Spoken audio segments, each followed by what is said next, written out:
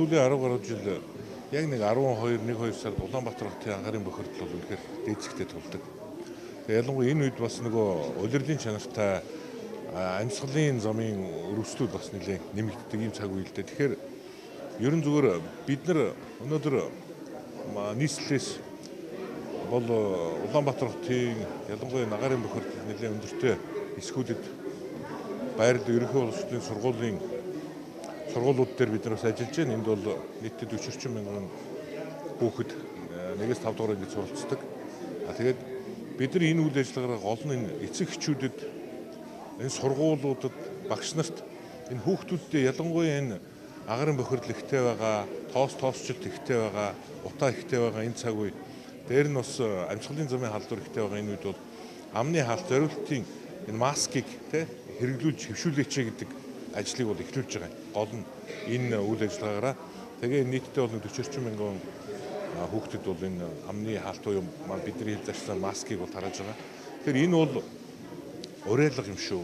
Өөрөөр хэлэх юм бол яг энэ хувь хүн өөрөө хамгаалах хэрэгслийг хэрэглэнэ гэдэг бол агаарын бохирдолд одоо өртөх тэр эрсдлийг бол тэр хэмжээгээр багасгах нь. Тийм учраас ялангуяа хамгийн их тоосчлолтой агаарын бохирдол чинь ингээд хөрснийхөө одоо юу гэдэг юм бэ? Агаарын энэ яг газраас нэг метр гаруй зайд бол хамгийн их бохирдол байдаг байхгүй. Тоосчлт ихтэй байдаг. Тийм учраас энэ бага насны хүүхдүүд ялангуяа энэ бага насны хүүхдүүдийг бол боломжинд бол заавал маск хэрэглүүлж сургаач. Одоо бол худалдаанд бол төрөл бүрээрээ маск бол гарцсан байгаа. Тэгэхээр энэ дээр бас манай эцэг эхчүүд анхаараач.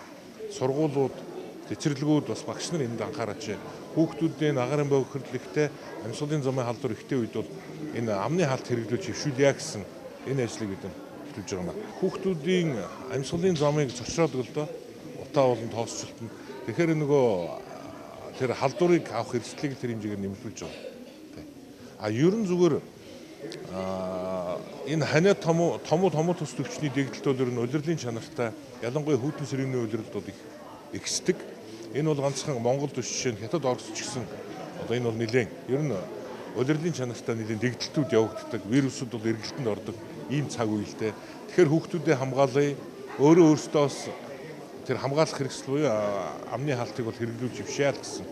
За манай маск бол одоо Германы олон улсын стандартын ISO-гийн 149 гэдэг одоо стандартыг хангасан ийм амны хаалт байгаа юм. За энэ мань өөрөө 6 давхар. Тэгээд агаарт байгаа бохирдол маань хүнд металл, дэгдэнгүй хий бохирдлыг 98% шүүдэг. Учиртай. Тэгээ энэ маань манай Монголын стандарттай хэмжил зүүн стандарттай бүрэн нийцсэн мөн мэрэгжлийн хяналтын ерөнхий газрын төв лаборатори, нийслэлийн лабораториудаар бүгднийг шинжилгээ судалгаа хийгдсэн материалдаа шүү дээ. Хийгдсэн. Тэгээ мэрэгжлийн хяналтын одоо бүрэн зөвшөөрлөлтөө ийм амны хаалт. За тэгээ би энэ амны хаалтаа одоо Улаанбаатарчуудынхаа утааны эсрэг хэрэглэхээр одоо зориулж би үйлдвэрлэж байгаа юм энийг.